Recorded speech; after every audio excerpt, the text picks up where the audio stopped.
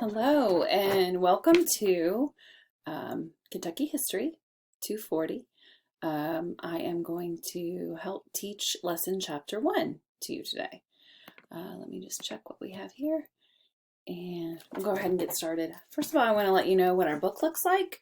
It is a new history of Kentucky. It is the second edition. It is very different from the first edition. Sometimes I can let you slide and not get that new edition, but this time absolutely I can't because they've changed it so much. It is a wonderful book, a lot of new interesting things in it as well, and we will go through this together. This is really for those of you waiting for your textbook, and this helps you stay on track. My name is Professor Jennifer Haynes, and I am going to teach you chapter 1. It is called A Place Called Kentucke. Okay, so first off, we're going to start off as to why do we call Native Americans Native Americans? And the reason really is because of Christopher Columbus. He was a little bit stubborn, and when he came to, he thought when he was traveling, they didn't know about America, so he thought that when he landed on the island of Hispaniola, which is Haiti and Dominican Republic combined, you know, both countries, it's split in half, he thought he had come to India. So he called everyone Indians, but he was wrong. The only Indians are people who live in India. Okay, so we call them Native Americans. It's not a politically correct thing. It's just a historical academic thing. Okay, they're not Indians. All right. We could also call them Amerindians because they're from America, okay, or call them by their tribe, okay, so that's what we do in history. All right, so starts off, you know, why is it called Kentucky? There's some different ideologies. They're not exactly sure. It's not for sure, but one possible meaning that they think is the Wyandot tribe, and that word meant land of tomorrow. Okay, land of tomorrow. So that's in your reading. Okay. They think that, you know, the Amerindians or the Native Americans got here from the, you know, from the Bering Strait land bridge before the Ice Age. Maybe you learned that in high school as well. All right, goes on to talk about the Ohio River and the Salt Licks. Big Bone Lick, if you've ever been there, I will put that out as a bonus. If you go to Big Bone Lick and you write 20 facts and a paragraph about your experience and bring me, you have to take a selfie of Big Bone Lick with you in it. I will give you, I think it's 20 bonus points. Okay, so there's a lot of bonus points you can get because we are teaching about Kentucky and you can do different field trips there. I am burning up. I'm sorry. I'm inside and it's muggy out. Okay, so I have been to Big Bone Lick. It is amazing. There's a little museum that's amazing. I took my boys camping there a couple years ago. All right. There were mastodons and woolly mammoths, skulls found at Big Bone Lick. Pretty amazing. I want to talk about a certain type of weapon. I'm going to pause for a minute because I really want to say it correctly. So I'm just going to double check it so I don't say it wrong. Okay, I'm back. And I love YouTube because I can look up different words that are tricky. And the word that we're looking at is right down here at the bottom, Atlatls. And I just find it on YouTube and it tells me, listen. Atlatl. Atlatl, an Atlatl. What you need to understand about Native Americans is there was not very much metal used in weaponry. So this Atlatl was very much a part of, you know, killing food and also battle. Okay, So they were fierce warriors, okay, but they just did not have the same weapons made of metal. Their metal really wasn't found for quite some time in the Americas. It says in your book that an atlatl consists of a handle and a hook made of wood, bone, or antler, onto which archaic peoples fitted a counterweight to sling, a wood spear, and a stone spear point. So I'm going to hopefully find that for you to show you. Anytime you find something that you don't understand, please look it up. All right, that's what it's all about. All right, so YouTube.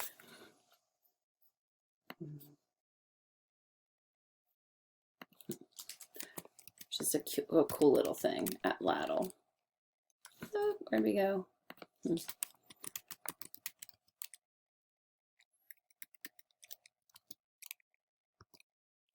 Atlatl throwing. So until you see it, I'm a visual learner. So until you see it, it's kind of, all right, let's see if I can share the screen. What do you say? It's supposed to let me share the screen. Okay, we'll make this bigger and we'll go ahead and run it for you.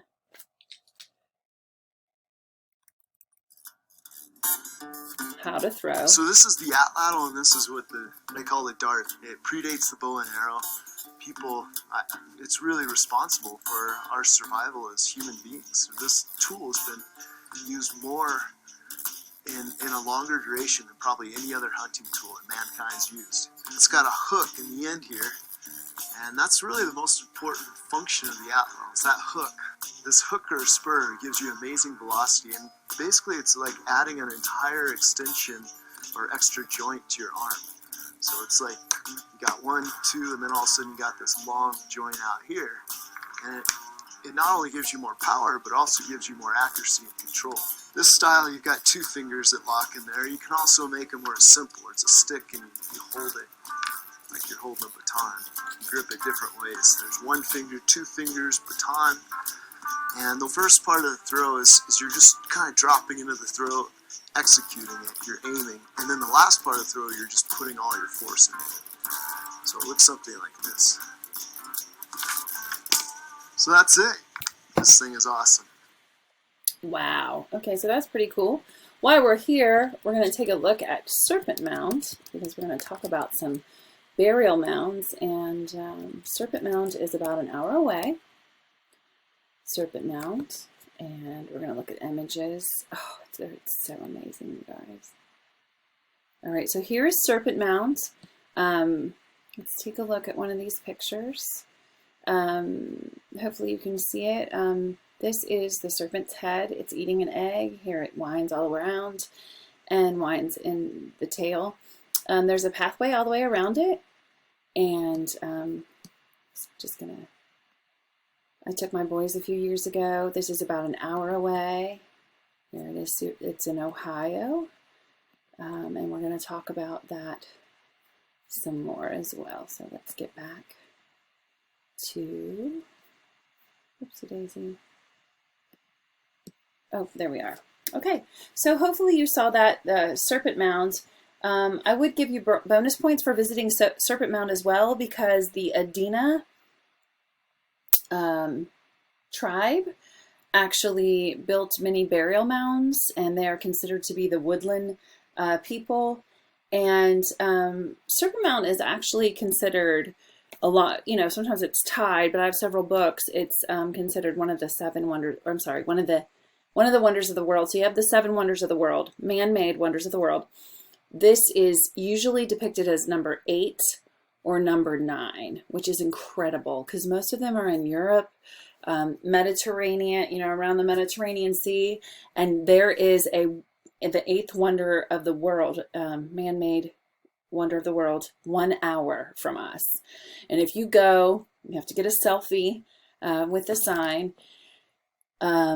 It's a great field trip. It's a great day trip. It's a great date trip. It's a great friend trip. It's a great thing to take your kids to. It's really cool. I've taken my boys a couple times.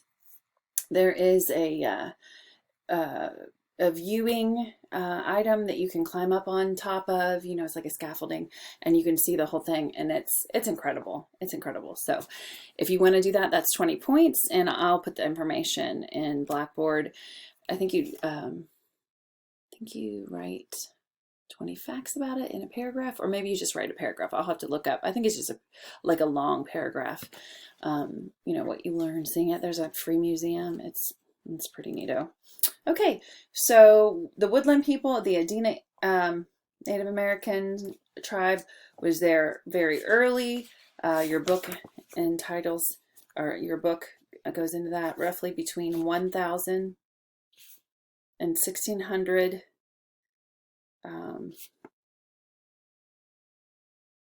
Two distinct cultures evolved from the woodland era. It tells you the dates. All right, shoot, where's the dates? Sorry, I'm looking. Okay. 1000 BCE and 1000 CE. I need to explain to you what BCE and CE stands for. You know, we have before Christ and after death, right? And that's America. The problem is with historians all over the world, they're not all Christians, okay? So there's plenty of other religions. So academia has made it, you know, one thing. So BCE is before Common Era, which is just like a lot like BC. It is BC. But we call it before Common Era. And then CE is Common Era, okay, which is AD, like Adonai Domine, which means in the year of our Lord. So just so you know, I mean, there's huge countries that don't believe in Christianity, and we can't expect them to go by AD and BC, right? I mean, we'd like that and make it easy on us, but that's just not how it goes down. So just so you know. All right. I silenced my computer so it didn't talk to me. All right, so the burial mounds. There's actually like a cemetery close by to me, and it had this huge hill in the middle, and I was like, it's a new town. I live in Anderson, and I was like, it's weird. Well, then I was like reading through where all the burial mounds are, and it's a burial mound in a cemetery, and they weren't going to remove it or disturb it or upset it, so they left it. Learn something new every day. Fort Ancient is a very neat place to go to. It's not very far away, and another bonus opportunity if you're interested. All right, what else do we need to hit over here? So the most common Native American tribe that we're going to read about in Kentucky history is Shawnee. Okay, Shawnee took up like a bulk of Ohio, a bulk of Kentucky. All right, Tecumseh, I believe, was a Shawnee chief. You'll hear about him later. His death is very tragic. Ugh. So we will learn about that. All right, so let's continue. All right, just want to make sure I hit everything. The Adena Indians were known for their concern about the afterlife. So their burial mounds, they put people in the burial mounds with things that they could, you know, use for their afterlife. We talked about Fort Ancient and the Great Serpent Mound. Those are two different places, just so you know. They're not the same. Alrighty. Okay, so now we're going to talk about some women who were kidnapped, okay, by different Native American tribes. It was very dangerous in the early years of Kentucky. This European woman was the first settler to visit Kentucky. She was taken captive by the Shawnee tribe and later escaped and returned. She was pregnant at the time and lost her baby. She escaped with a German woman, and the German woman went mad after being in captivity. The woman that escaped left two small children behind. One died after several years, and the other was reunited with his family after several years. His name was Thomas. Her name was Mary Draper Ingalls. Maybe you've heard of, you know, the Ingalls Highway. I believe that's named after her. We want to talk about what a Longhunter is. Daniel Boone and Simon Kenton were really amazing considered long hunters.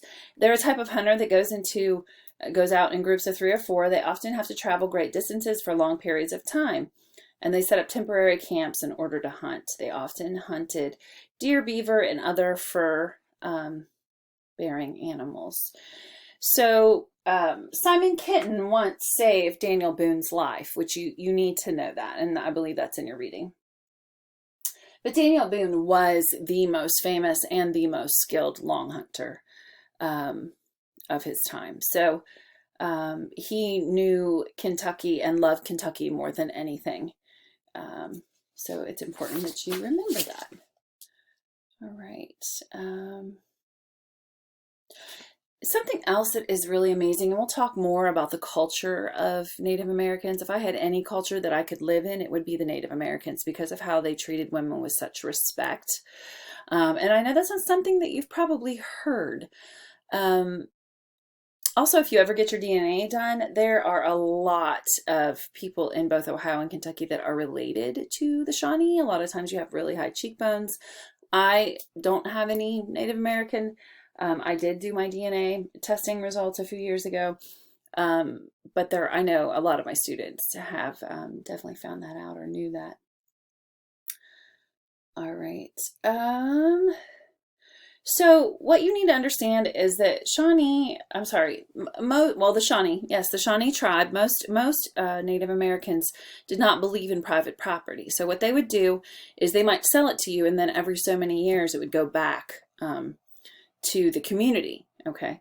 Which makes no sense to us, right? Like, oh, private property, European culture is based upon if you have land, you have power, okay? You couldn't even vote if you didn't have land at one point in time. So land's very important to us. And one reason, the Europeans came over here is because they were like, oh, nobody owns this land, except that they were wrong. And there were millions of Native Americans that owned this land. They just didn't care. But the Iroquois was a little different. They were kind of a cantankerous tribe, okay? They kind of shamed everyone else and often called other tribes like female gender words to kind of shame them and be like, hey, we're the men and you guys are all the girls, kind of that kind of stuff, actually. So the Iroquois actually did participate in selling land, but most all other tribes did not. Or and this is kind of a cutting edge thing with historians, digging into research and that sort of thing. Many times the Europeans knew this and they just pretended to ignore it in denial, and they stole land. So they would say, hey, can we buy this land from you? And they understood fully that the Native Americans were like, sure, for now, and then it comes back to us, okay? Because the land was very sacred. And they only ever used the part of the land that they needed. They never, planted so much so that they had excess to make tons and tons of money. They were not capitalists. Okay. They were not about that. And we'll see that, that ideology of, plant as much as you can to make as much money as you possibly can really screwed up America in the Dust Bowl, because we just depleted the land. And I'll probably talk about this in class, but I had a huge garden as a child, grew up on a farm, and every 7 years we let it rest, because that's actually a biblical thing. And land does need to rest, and capitalists really just didn't get that, okay? And it really caused famine and havoc, okay? But the Indians knew better. Native Americans knew better, and they let the land rest. So you say, I've never heard of communal land. I actually have a friend right now who lives on 220 acres. There's 30 other people who live there. And they only rent 2 acres, and they enjoy, hiking in a lake and everything together. And it's communal land. Actually is in America right now. It's 10 minutes from my house. Actually, one of my pastors from my church lives there as well. So it's kind of crazy. Something else I want to point out is in the Bible, people would buy and sell land, and then after every 7 years, the year of Jubilee would come, and it would go back to its owner, okay, the original family, because it was passed down. So this is not a concept that we understand, but it's not a concept that didn't exist prior. All right, we just haven't heard about it. Okay, Daniel Boone did move his family to Kentucky along with 50 people is very treacherous. September 25th, 1773 is when he did that. Okay, very dangerous. He knew the land very well. I love this. What was his favorite book when he was spending, all this time in Kentucky? He would always be seen reading Gulliver's Travels. Okay, so I want to show you Gulliver's Travels. I can't say that 20 times fast. All right, trying to get us. Okay, so Gulliver's Travels. So I want to just show you, this was a beloved movie that I loved when I was a little girl, Gulliver's Travels. And it actually was it was a political thing. There's a new one with Jack Black. I took my boys to see it, of course, because it was something when I was a little girl they would show at the end of the year. I think I want to go to YouTube to show you just a little clip. But it was a bit about a very large man who ended up in a very, a huge kingdom of tiny people who paid me. All right, I'm sorry. That was my Gulliver's Travels. Okay, so this is like a good one. I'm gonna say cartoon. Gulliver's Travels, tie down. So this very large man, supposed to be the government, and it's wrote it. We'll try this one. This isn't the one. Of course, there we go. All right. Gulliver felt a tingle all over his body. When he put his head up to see what it could be, he noticed his whole body covered in tiny arrows. The very frightened little people were throwing arrows at him. Please stop, don't. I won't hurt you, don't worry. For a few days, they kept him there with his hands and feet tied up. They gave him food and water. After some days had passed, they tied him on a car that was pulled by hundreds. Okay, so you get the gist of it, I think. Like I said, I loved it as a child. It was one of my favorites. All right. Of course, we know the Native Americans grew maize. Something you might not know is potatoes actually came from South America and then moved to North America and then moved over to Ireland. That's something that we often don't talk about. We talked about Serpent Mounds, the Mississippian tribes. Also, there were a few women that were kidnapped. There was another woman that we need to talk about. All right, let's see. Oh, Daniel Boone's wife actually lived in Virginia the whole time that they were married, and he would just come to Kentucky all the time. And she would take care of finances. He often was in debt. I know that sounds crazy, but he was often in debt. And then he did get a ton of land in Kentucky, and then he lost it all because of just stupid, ridiculous, claiming, messed up red tape craziness. And then he went to St. Louis to live with his son, and he died there. Very sad that he lost all his land because he loved Kentucky. Daniel Boone's wife, her name was Rebecca Bryan. In 1756, they moved to Sugar Tree Creek, North Carolina for 10 years. And then there was an Indian attacks there that forced them to move to Virginia. All right, we already talked about the Atlatl. Okay. There's another woman that we needed to talk about. Sorry.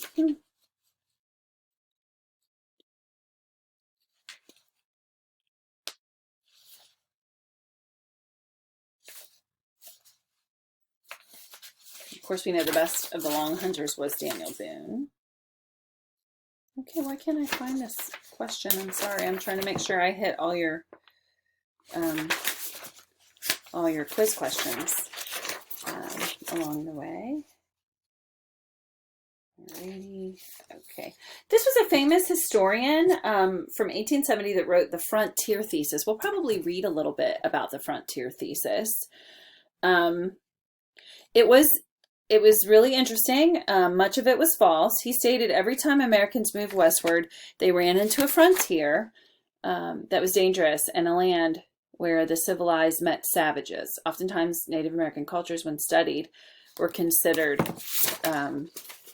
not to be civilized, but when you really take apart their culture, they were very civilized. They gave a lot of respect to people that the Europeans did not, like women and elderly women and that sort of thing. And we will talk more about that.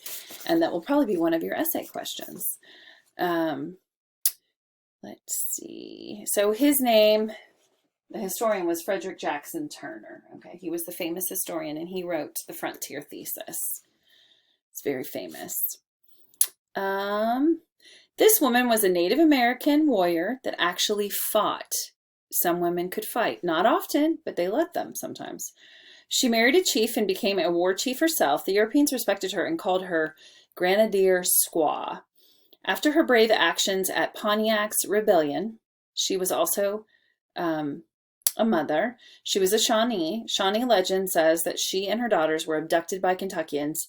They cut off 3 of her fingers and she disappeared from history. Okay, and her name was Non-Helema. Non-Helema. Okay, so that's also in your reading. All right, let's see what else we need to make sure that we touch on. Serpent Mounds. There is a map in your book that tells you where all the burial mounds are. 40% of all the Shawnee died, okay, because of Kentuckians and Ohioans moving in to the land and taking it. Something else you need to understand is the U.S. made a lot of treaties with Native Americans, and they broke 420 of them. So by the end of the land grab, you know, Native Americans just really didn't trust Europeans, and they had, I mean, would you? Big no. There were some Cherokee in Ohio, and they would trade a lot of different things.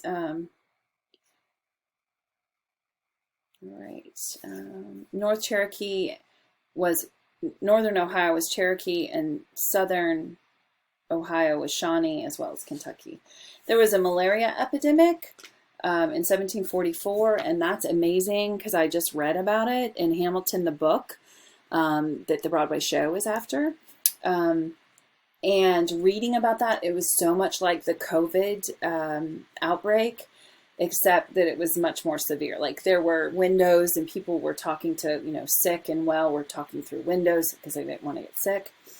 There's a lot of misinformation. People thought if you bloodlet and cut, you know, that you would heal. And that's kind of when people were like, hey, let's believe in science, data, experts, scientists, boom, boom, boom, all this different stuff. And those kind of people got better. And Hamilton actually went to a doctor who believed in academia, and he survived. But a lot of these doctors were just kind of going on fear, and they were bloodletting, and bloodletting would weaken you and you would die, okay? There were villages and cities that would barricade their town, and if you came in, they'd shoot you. They'd say, I'm sorry, you can't come in. Talk about wearing a mask. You didn't even get a chance to wear a mask. You just got shot if you were going to come in without the processing. Crazy. So Hamilton actually caught it, and he had to speak to his kids outside the window. And there were 2 houses, and his children had to stay in one house because they were well, and he was very sick. He almost died. All right, Chillicothe is where Tecumseh comes from, and we'll read more about him later. Okay. Mary Draper Ingalls, we talked about her. Native Americans had a lot more gender balance and a lot more opportunity for women. Like I said before, we'll talk more about that. Pontiac's Rebellion.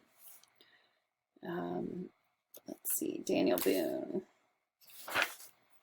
All right, Gulliver's Travels we talked about.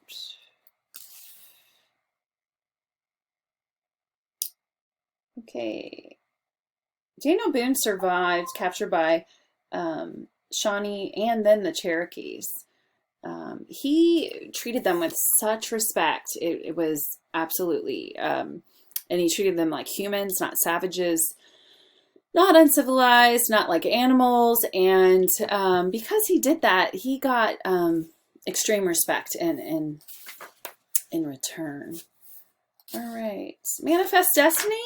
We'll probably talk more about this. This is a term that's actually related to the Bible and the Promised Land and the Israelites. And people in America decided that they were the Israelites, and it's actually not true at all. The Bible does not say that Americans get all the land, but Manifest Destiny was, and we'll talk more about it, was where people started making this up, saying that this was the Promised Land, and that, Native Americans were bad, and that God said to take sea to shining sea, no matter what. So in class, we will look more at this painting, but I want to show it to you. Manifest, what? And it is a false claim. Israel is Israel. Promised Land, Philistines, Canaanites. Yes. You want images? I'm sorry that's... Okay, so here's the picture that we'll take a look at in class, probably. Whoa. Okay. And this is Manifest Destiny. And of course, you see the light behind this angelic looking character. And of course, this is Europe bringing technology. She has, probably Morse code line, telegraph line in her hand. And then you have this darkness, making the Native Americans out to be just savages and heathens, and that was not really... All right. Okay. Let's go back here. I think we've covered most everything, and hopefully that will help you